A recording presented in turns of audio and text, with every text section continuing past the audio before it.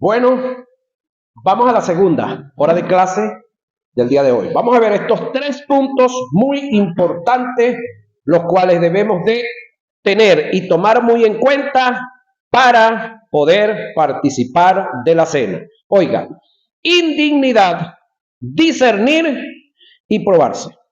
Preste la atención, si quiere los anota.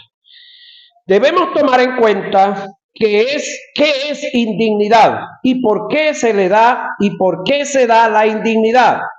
¿Qué es discernir? ¿Y qué es lo que voy a discernir? ¿Qué es probarse? ¿Y de qué me voy a probar? Pablo dice que para tomar la cena dignamente debo discernir lo que estoy haciendo, pero para discernir no entrar en indignidad, debo probarme a mí mismo para que haya una aprobación y sea apto para lo que vaya a hacer. Una vez que quede aprobado, producto de la prueba que me hice, tengo la capacidad de discernir, y al discernir podré tener pleno conocimiento de mis actos, y al conocer lo que hago me da dignidad y propiedad para hacer lo que estoy haciendo.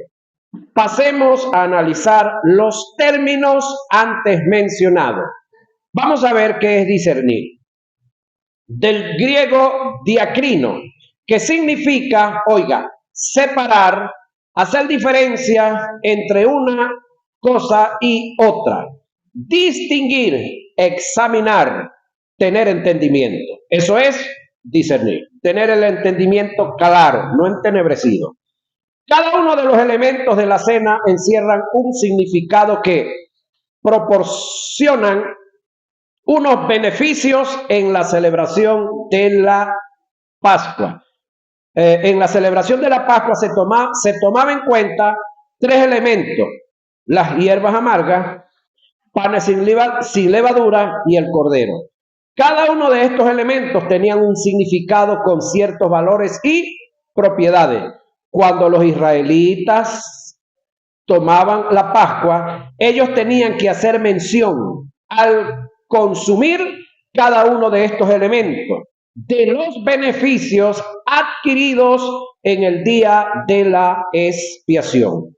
Cuando comían la hierba amarga, oiga, hacían mención y eran agradecidos de haber sido libres del yugo de esclavitud. Quiere decir que ellos sabían que al comer las hierbas, ellos estaban haciendo recordatorio de los 430 y pico de años que tuvieron esclavos allá, y cuando años después alguien estaba participando de la Pascua y algún niño preguntaba, algún adolescente preguntaba, ¿y por qué tenemos que comer estas hierbas amargas? Hijo, eso es recordatorio de...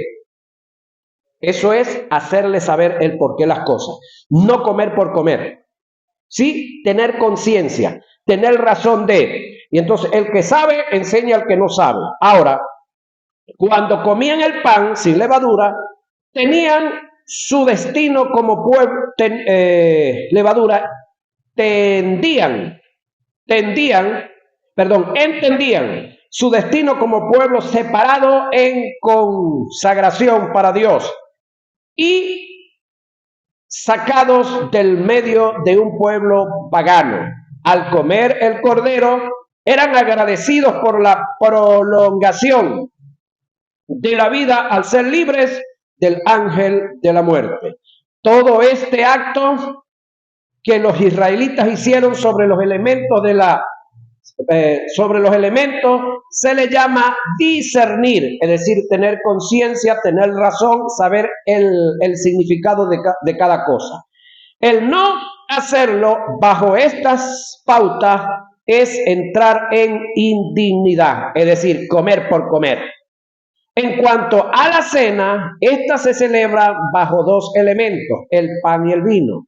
Cada uno de estos elementos encierran un significado que nos dan unos beneficios. Discernir implica conocer el significado de cada uno de los elementos y apropiarse de sus beneficios en fe. El creyente debe tomar el pan que representa el cuerpo herido y flagelado de Jesús y apropiarse en fe de los beneficios que trajo dicho sufrimiento. Ahora, ¿cuál es el primer beneficio que trajo la muerte y la resurrección de Jesús? El perdón de mis pecados, o el perdón de el pecado. El que yo haya sido libre de el pecado y de que por gracia se me haya brindado esa oportunidad, y en fe yo me apropio de ella, en fe yo la recibo y en fe creo que yo he sido libre de el pecado. Y por ser libre de el pecado, entonces eso me lleva en gratitud a apartarme de los pecados. Y cuando cometo algún pecado, por muy degradante que sea, debo de reconocerlo, debo de confesarlo y apartarme por gratitud. ¿Sí? Ahora,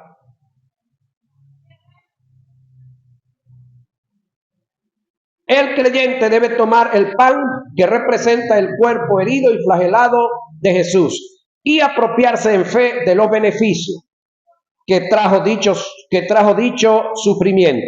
En primer lugar, como le dije, el perdón de él y los pecados. En segundo lugar, la sanidad para mi cuerpo. Sabemos que Isaías 53, 4 y 5 dice que por el castigo, heridas y llagas, nosotros fuimos curados. Entonces, no solamente hay beneficios para la parte espiritual, sino para la parte física. Todo esto se dio en su cuerpo, que está representado por el pan. Al tomar y comerlo, debo apropiarme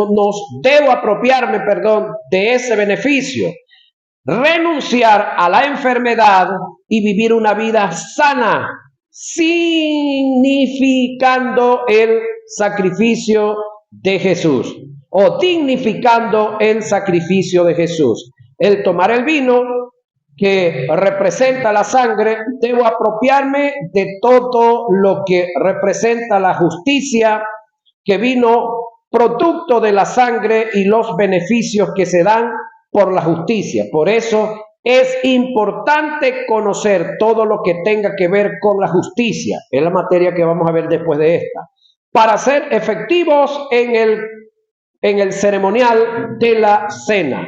El no apropiarme de dichos beneficios y vivir en ellos es caer en indignidad, que a continuación lo vamos a estudiar. Indignidad, del griego anasio, indica sin mérito, en este caso en cuanto a la cena. Sin mérito, en este caso en cuanto a la cena. Pregunto, ¿quién de los que están aquí tendría el atrevimiento de ir a cualquier institución universitaria y demandar que esa institución le entregue un título por lo mínimo de TCU en alguna carrera? De los que están aquí.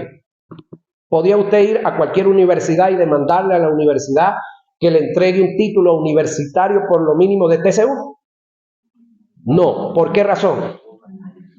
Dígamelo rapidito. Porque usted sabe que no estudió, usted no es digno de ese título. Ajá. Pero si usted se sienta los 3 años y medio y aprueba todas las materias que le pidieron, pregunto, con todas las ganas del mundo, usted va a demandar su título, ¿cierto? Pero aquí le falta 1 año y medio para demandar el título. Así que no van a renunciar tan fácil, pero van en camino, están adelantados. Ahora, lo mismo aplica para aquí. ¿Qué es indignidad? Querer que te entreguen algo para lo que tú no has trabajado, no has laborado, no has hecho. Seguimos acá. La indignidad, óiganme mujeres, no está en la persona que participa, sino en la forma como lo hace. El apóstol no está refiriéndose a nuestra indignidad personal. Aquí Pablo se está refiriendo a la indigna conducta que caracteriza a los corintios al tomar la cena en una forma, oiga, descuidada e irreverente. Indignidad. Tiene que ver con tomar la cena en una forma descarada o desvalorizada por no saber discernir o distinguir entre una comida u otra. Indignidad está en el tomar la cena por tomarla, es decir, comer por comer en una forma normal o vulgar, sin tomar en cuenta que la cena del Señor es una institución y ordenanza divina de carácter y principio espiritual que encierra la regeneración. Indignidad indica el tomarla descaradamente, vilmente, no dándole el valor que le corresponde.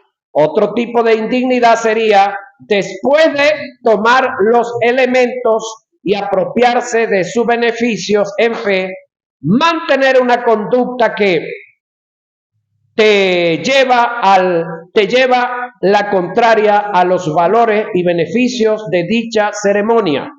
Si en la celebración de la cena por fe me hago digno de la sanidad, ¿por qué confesar la enfermedad posteriormente? Si en la ceremonia me apropio por fe de la justicia y sus beneficios, ¿por qué vivir condenado por causa de un pecado que haya cometido o que posteriormente cometes después de tomar la cena? Debo tener cuidado de no echar por tierra todo lo que he creído y tomado por fe en la celebración de la cena del Señor, porque es un tipo de indignidad. Probarse. El verbo que aparece en el pasaje es dokimasia, derivado del sustantivo dokimazo, que tiene que ver con hacer un análisis personal. El término pruébese que aparece en el pasaje no tiene nada que ver ni tiene relación con el pecado. De lo que Pablo manda a probarse es de la, conducta inapropiada que los corintios tenían al tomar la cena. Lo que Pablo quiso expresar fue: analícese, detente, a pensar cómo vas a tomar la cena en una forma apropiada para bendición de tu vida o en una forma inapropiada para acarrear juicio. El pensamiento de Pablo es: si ellos siguen tomando la cena sin analizar lo que están haciendo, serán culpables del cuerpo y de la sangre. El término culpable indica pecar en contra del cuerpo y de la sangre. Y al pecar en contra de los elementos por no darle el valor que le corresponde, se invierten los principios. Al no ser sanado, pasas a estar enfermo, y por consecuencias algunos mueren, aunque aparten con el Señor. Se les corta la vida. Para evitar todas estas consecuencias negativas, debemos probarnos y analizarnos para darle el buen uso a los elementos de la cena del Señor. Nota: debemos dejar en claro que aunque el término probarse no tiene relación con el pecado, porque no es de lo que Pablo nos manda a probarnos, nada de lo que hagamos en pecado nos beneficia, incluyendo la cena del Señor. Oiga esto: si agarramos y hacemos la ceremonia de la cena y le damos la cena a un inconverso, ¿en qué le beneficia eso al inconverso? En nada. Si agarramos y vamos al río, vamos a bautizar un grupo de los hermanos de acá de la iglesia que ya creyeron, que ya le están sirviendo al Señor, que ya saben qué es el bautismo, van a dar su paso de obediencia, pero entre los tales va un inconverso y el inconverso quiere que lo bauticemos. ¿Será que nosotros tenemos capacidad de bautizar a un inconverso? Analicen, piensen, díganme. Yo creo que si agarramos al inconverso y lo metemos, lo bañamos de agua nada más, porque se considera bautizado el que cree. Al igual que tomar la cena estando en pecado o tomar la cena indignamente, de nada le sirve. Pero eso tiene que juzgarse y tomarlo es cada individuo, porque de paso le digo, todos nosotros, toditos nosotros, un día vamos a estar en una colita para rendirle cuenta al Señor por nuestra vida cristiana. Toditos. No crea que hay una cola para los pastores y otra, no, toditos. Nosotros somos pastores mientras estemos en la tierra. Después que seamos tirados para allá para arriba, no vamos como pastores. Vamos como cualquier creyente. El pastorado es un don, o el liderazgo es un cargo que se me dio para que yo sirva. Ok, y ese servir tiene que ver con prepararme. Si yo no me preparo, no puedo servir como quisiera Dios que sirvamos, pero entre más nos preparemos, vamos a ser más efectivos en el servicio. Entonces, el juzgarnos tiene que ver con lo conductual, conducta. ¿Sí? Conducta. ¿Qué es conducta? Bueno, hay una serie de cosas que la gente hace y que les queremos achacar al diablo. Es decir, cuando hay una persona que no abandona un vicio, ¿es porque el diablo lo tiene atado o porque él se deja atar? Ajá. Entonces, ahí es donde yo debo de ser sincero. Hermano, yo soy un sinvergüenza. Yo no quiero dejar el chimón. No es que el diablo me tiene atado. Es yo por sinvergüenza que no lo dejo. Y eso no tiene nada que ver con el chismón. Eso tiene que ver con el chisme, eso tiene que ver con la murmuración, eso tiene que ver con los que andan levantando falsos testimonios, eso tiene que ver con quiénes más. Ayúdenme, que a mí se me olvida a veces predicar. ¿Con qué más? Ajá, con la envidia, con los celos, con todos esos tipos derivados de pecados sociales y morales. Ya Cristo nos hizo libres. Pero a medida que yo voy conociendo la verdad y me someto a la verdad, entonces yo voy abandonando los pecados sociales y morales. Y entonces voy alcanzando niveles de libertad. Pero esos niveles de libertad los alcanzo yo porque me propongo. Amén o ayayay. Cualquiera de las dos es buena. Ajá. Requisitos para tomar la cena. Ya le dije que es la cena. Ahora, requisitos para tomarla. ¿Sí? ¿Qué no debo hacer para tomar la cena? No hacerlo en ignorancia, no hacerlo en desconocimiento, estar claro de lo que es. Ahora, los requisitos para tomar la cena. Hay 4 requisitos sine qua non para participar de la cena. Oiga, estar en comunión. Tener una aptitud hacia ella.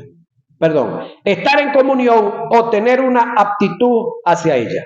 Hay un texto en Juan que dice que si estamos en luz, como Él está en luz, y tenemos comunión los unos con los otros, la sangre de Jesucristo, su Hijo, nos limpia de todo pecado. Ahora veámoslo de esta otra posición.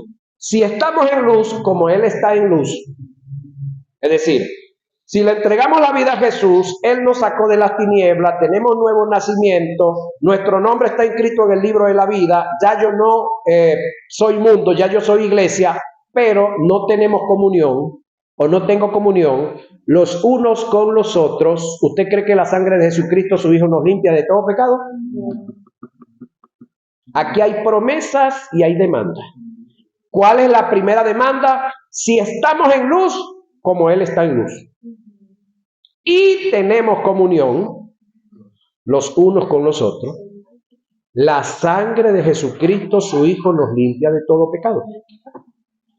Pero si estamos en luz, pastor, pero no tenemos comunión los unos con los otros, la sangre de Jesucristo no nos puede limpiar de los pecados cometidos. Hablando de pecados sociales y morales, hablando de pecados que no nos llevan al infierno, pero nos hacen inútil para poder desarrollar el propósito de Dios en nosotros.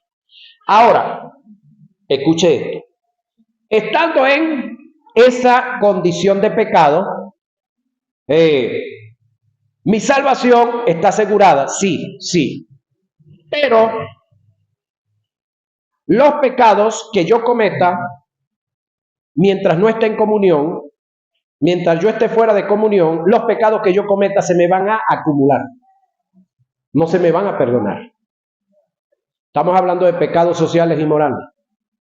Ahora, andando en condición de pecado, ¿usted cree que Dios puede bendecirme y prosperarme como lo haría estando yo fuera de la condición de pecado? No. Porque yo estoy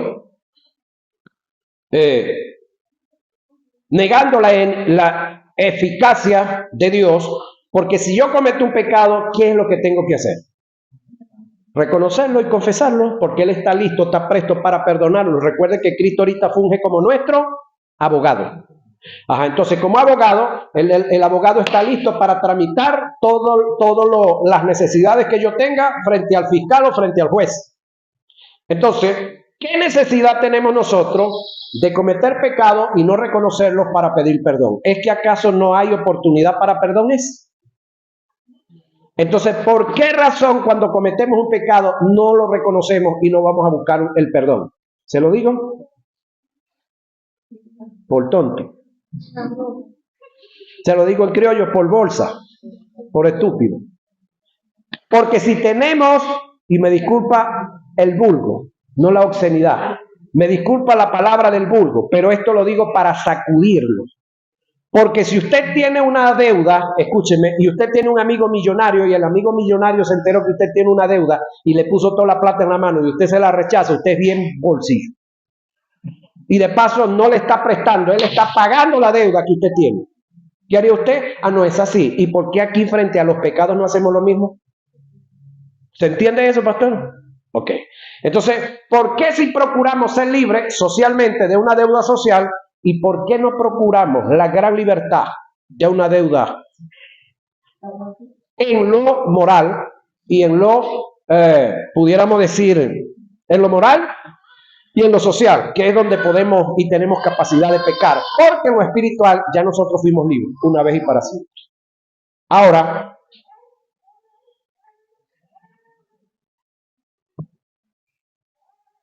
seguimos acá.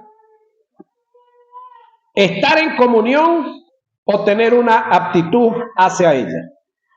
Cuando se está en comunión,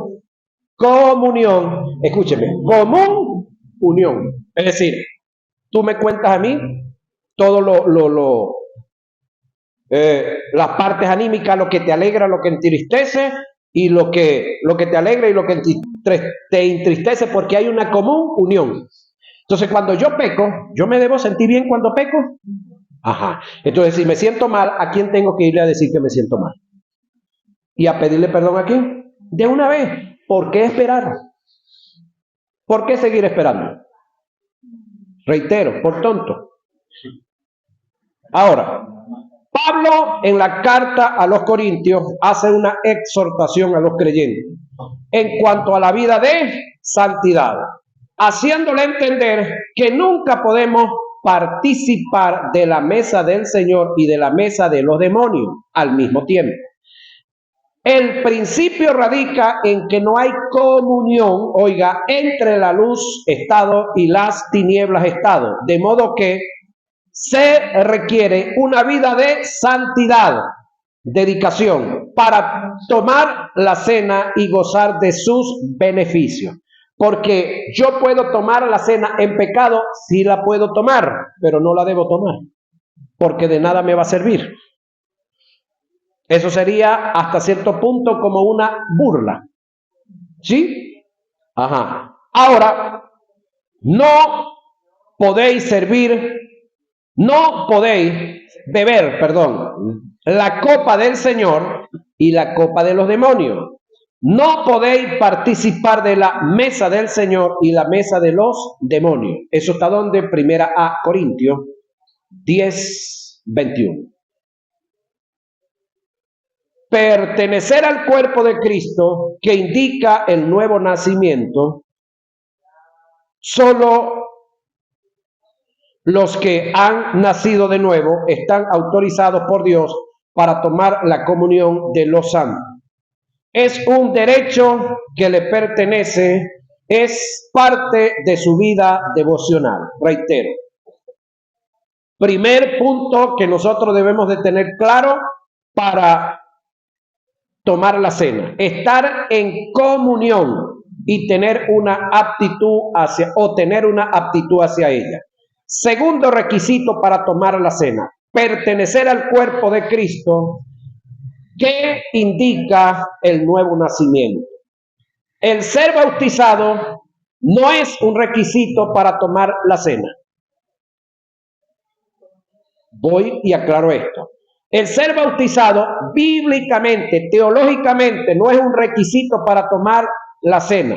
Sin embargo, respetamos las iglesias que lo han impuesto, lo han implantado como tal. Eso es respetable. Cada pastor, cada líder va a dar cuenta por lo que ha determinado hacer. Nadie se vaya al infierno porque se le prohíba tomar la cena, ni ningún pastor o líder se vaya al infierno o va a ser condenado porque le prohíba a la gente tomar la cena. Vamos a estar claros de ahí. Y cada institución y cada líder tiene derecho a implantar algunas normas que él crea convenientes y personales. De lo único que le digo, que un día nos va a tocar dar cuenta toditos al Señor. ¿Sí? Ahora, el ser bautizado para tomar la cena es una doctrina del catolicismo. Mira dónde vamos aquí. Y esto lo deducen de una mala interpretación que se le ha dado a Colosenses 2, 11 y 12. ¿Qué dice Colosenses? En él también fuiste circuncidados con circuncisión no hecha de mano al echar de vosotros el cuerpo pecaminoso carnal en la circuncisión de Cristo, sepultando con él en el bautismo, en el cual fuisteis también resucitados con él mediante la fe en el poder de Dios que le levantó de los muertos. Colosenses 2, 11 y 12. Explicamos esto. Según la teología o el pensamiento del catolicismo, el bautismo es una sucesión de la circuncisión, como lo es la cena de la Pascua. Si para tomar la Pascua tenías que circuncidarse, por lógica, para tomar la Eucaristía tenías que ser bautizado. Ahora un momentito aquí. ¿Se circuncidaban las mujeres en Israel? ¿Acaso las mujeres no comían del cordero y de las hierbas amargas y del pan? Sí, por supuesto se circuncidaban los niños. ¿A qué edad se circuncidaban los niños? A los 8 días de haber nacido. Por lo tanto, los niños que tenían capacidad de mascar carne comían también la Pascua. Mi pregunta es, ¿por qué nosotros a esta altura de la vida, aunque más adelante les voy a aclarar, no le permitimos a nuestros niños comer la cena para los santos? Es una pregunta que hay que hacerse. Si los judíos, el requisito para tomar la Pascua era estar circuncidados, y los varones estaban circuncidados desde el 8º día, las hembras la comían sin circuncidarse, por supuesto. Si el requisito era para la Pascua, ¿por qué la cena? Si es una sucesión, que de paso le digo, no es una sucesión, entonces debieran los niños participar de ella también. No estoy diciendo, aclaro, que estoy mandando a que le den la cena a los niños. Ahora,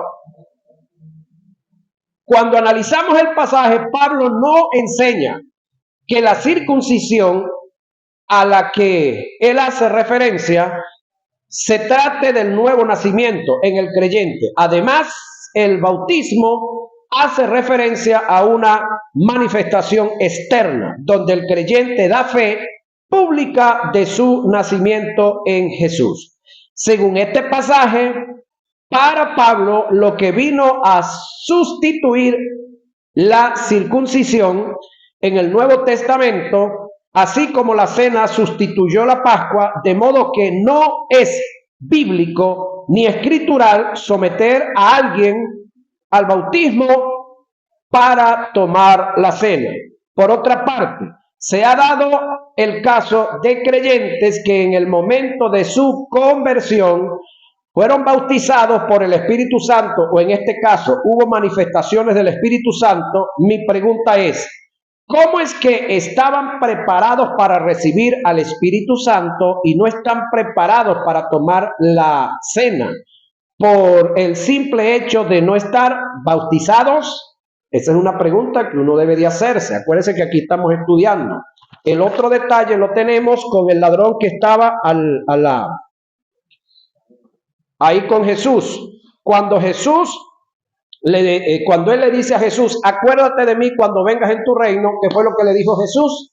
De cierto te digo hoy, que después que creas tienes que irte a bautizar y venir para que puedas entrar conmigo en el paraíso. ¿Qué fue lo que dijo? Ajá. Entonces, ¿tenemos creyentes que no fueron bautizados y fueron al cielo? Sí.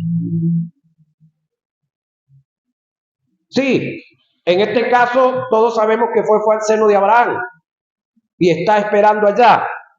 Ahora, hago otra interrogante. Oiga lo que viene. Si Cristo viene por la iglesia, hago otra interrogante. Si Cristo viene por su iglesia, ¿los que no están bautizados se van o se quedan? Esto es para que reflexionemos y preguntemos y discutamos de aquí un rato. La respuesta es positiva. Claro que se van los que son iglesia. Él viene por su cuerpo, aunque no estén bautizados. Nacieron de nuevo, tienen su justicia y la vida, según muchos religiosos, yo diría más bien que ignorantes, que están dentro del cuerpo de Cristo, imponiendo sus doctrinas erradas y tergiversadas. Los que no son bautizados no son dignos de participar de la cena, que de paso es parte de su vida devocional. El tomar la cena es un derecho que todo nacido de nuevo, que forma parte del cuerpo y cumpla con los principios antes mencionados. ¿Cuáles fueron los principios mencionados? Tener comunión los unos con los otros, ¿sí? Haber creído, estar en comunión o ir camino es decir, estar en santidad o ir en camino a ella. Principios antes mencionados, están aptos para tomar y nadie en la congregación se lo debiera de evitar. Es parte de su vida devocional. Ahora, cuarta o tercer punto, que no haya ningún tipo de resentimiento entre hermanos. Y aquí entramos. Hermano querido, cuando hablamos de este detalle, que no haya ningún tipo de resentimiento, cuando hablamos de resentimiento, ¿de qué estamos hablando?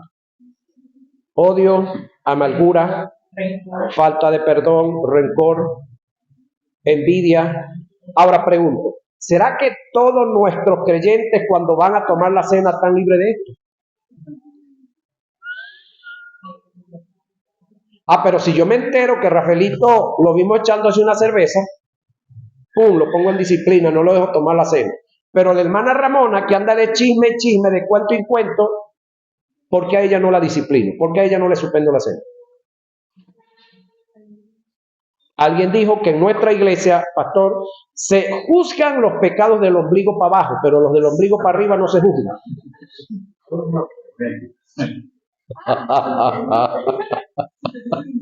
Ajá, ya entendieron, ¿verdad? Ahora, los del ombligo para arriba no se juzgan. ¿Por qué? ¿Por qué tiene que ser eso? Entonces, esto es algo para que reflexionemos y para que analicemos y hagamos, pues, como se dice, el juicio sano de esta parte. Ahora, que no haya ningún tipo de resentimiento entre los hermanos. Debiera ser para tomar la cena, porque andar en estos tipos de resentimiento, eso es andar indignamente. Y eso es tomar la cena indignamente. Pero como yo no veo los resentimientos, entonces no puedo juzgarlos como tal. Ahora, uno de los beneficios de la cena es mantener la unidad del cuerpo. Primera a Corintios. No sé si alguien me lo pudiera buscar por ahí, ya estamos terminando. Primera a Corintios 10, 16, 17. Una Biblia por ahí, bien sea digital o como esté. Y Primera a Corintios 10, 16, 17. Me gustaría leerla. Y otro se me va al capítulo 11, versos 17 y 22. Lo lógico sería que antes y después de tomarla, mantengamos esa unidad. De lo contrario, sería un tipo de indignidad. Porque el problema, pastor, y los que me oyen y me ven, no es el pedacito de pan ni el juguito que usamos. El problema es la conducta que el individuo carga. Salud. Dije 1 Corintios 10, 16, 17. El que lo consiguió, dele. Y el otro se me va a 11, 17 y 22. La copa de bendición que bendecimos es la comunión de la sangre de Cristo. El pan que partimos no es la comunión del cuerpo de Cristo. Siendo uno solo el pan, nosotros somos un cuerpo. Todos participamos de aquel mismo pan. Ahora pregunto, cuando usted come arepa, la mano que le da a la boca, la arepa, está alegre, está contenta, ¿verdad? Y el pie está enojado. ¿Por qué no está enojado el pie? Porque es del mismo cuerpo. ¿Y por qué cuando un hermano, por decir algo, recibe un beneficio, yo no me alegro? ¿Y por qué cuando un hermano de entre nosotros pasa por algún percance, comete un error, en vez de alegrarme por el error que él cometió, no me entristezco y busco la manera de restaurarlo, porque él también es del cuerpo donde yo soy? Porque no estamos en comunión los unos con los otros. Entonces, esos son detalles, hermano querido, que usted y yo debemos de analizar y autojuzgarnos. 11, 17. Al anunciaros esto que sigue, no os alabo porque no os congregáis a lo mejor para lo peor. Pues en primer lugar, cuando os aquí viene el problema. Reunís como iglesia, oigo que hay entre vosotros divisiones. División. ¿Por qué lo creo? Por lo que estoy viendo. Sigan. Porque es preciso que entre vosotros haya divisiones para que se hagan manifiestos entre vosotros los que son aprobados. Cuando pues